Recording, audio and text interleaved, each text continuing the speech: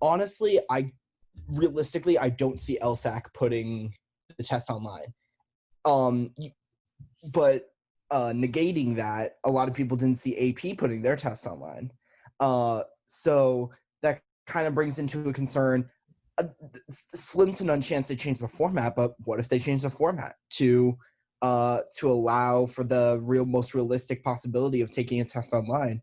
Or you look back at law schools for kids that are taking the June LSAT that can't anymore, they maybe taking something with the GRE, maybe saying, hey, we will accept GREs. A lot of law schools do accept GREs with LSAT, but I'm saying maybe working something with the GRE where GRE can be taken online so that all these law students that need to take the LSAT for admission will have to take the GRE instead, which would throw a wrench in the system for a lot of people. Yeah, well, they have moved the GRE online, by the way. And so LSAC has massive incentive to move the LSAT online sooner rather than later because they've got to compete. If COVID extends into the summer and people can't take the LSAT in any in-person testing centers, GRE's got a massive leg up, and law schools need to fill their seats with some valid and reliable test, to use the ABA's terminology for this. Unless the ABA removes that ruling, in which case law schools could take people without any test at all, period. If LSAT can't step up, it's going to be the GRE. So I think LSAC has already done a lot of the legwork to bring it online by making it digital. They're halfway there. They've just got to administer it over the internet and have remote proctoring, which the GRE does.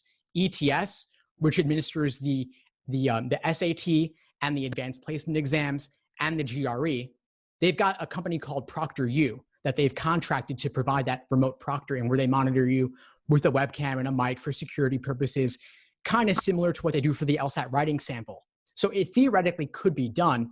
The question is obviously what happens if the internet glitches, and the fact that they can't administer the LSAT every single day the way they can the GRE because they have a much more limited pool of questions.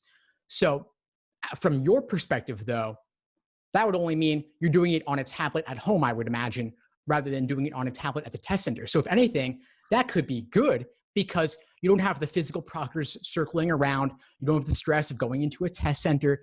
You don't have the person next to you sniffling or coughing, which normally would be only a little bit distracting. Now you're worried you're going to catch the plague from them, right? So I think it's a much better situation if you could do it in the comfort of your own home, ideally. And I can't imagine, COVID or not, that 50 years from now, do you think you're going to be going to a testing center? I don't think so. I think 50 years from now, you could do it on your phone from the subway. I don't see why it's going to be in person down the line, just with all the logistical issues around either a pandemic like now, or just the fact that people are scattered around the world. There are people who have to fly from one country to another just to take the LSAT at the moment. Thanks for tuning into the show. Please subscribe if you haven't done so already to be notified of new episodes as I release them. And feel free to reach out if you need anything at all as you move forward with your prep. I'm happy to help however I can. In the meantime, I wish you all the best and take care.